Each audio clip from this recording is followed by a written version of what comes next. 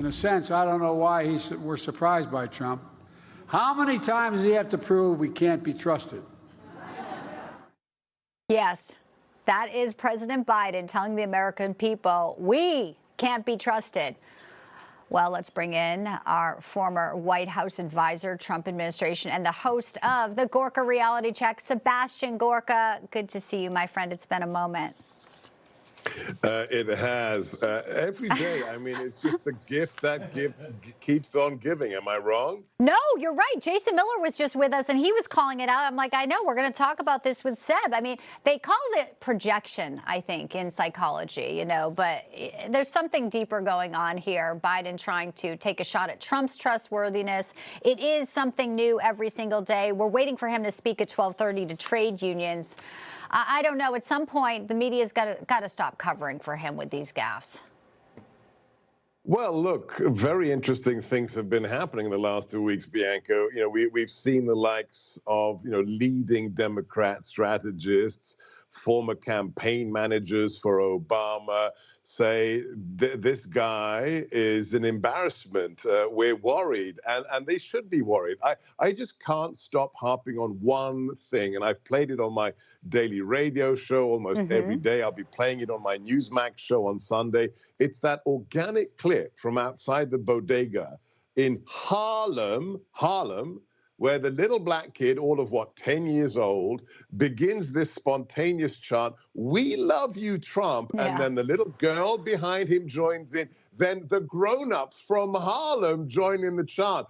I hope the Democrats are running scared, because if Harlem has President Trump's back, then they are in big, big trouble.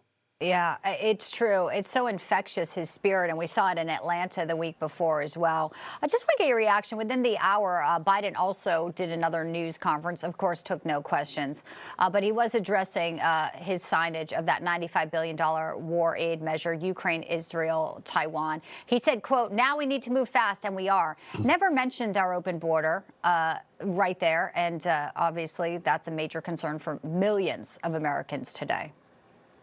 What about our hostages? We still have American hostages that are being held by Hamas in Gaza.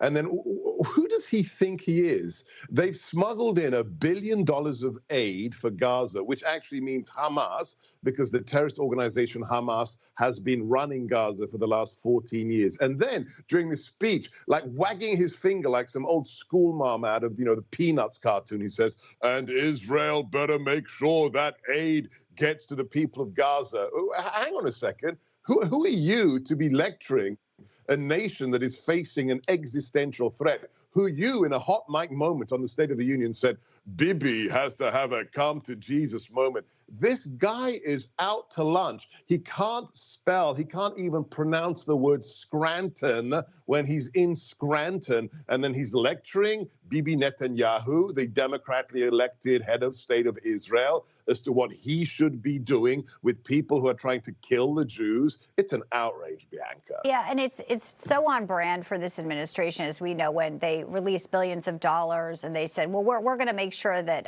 how Iran uses this. There's no way to do that. There's no way to not know how that money's going, that it's not going right to Hamas terrorists and not to the civilians in Gaza.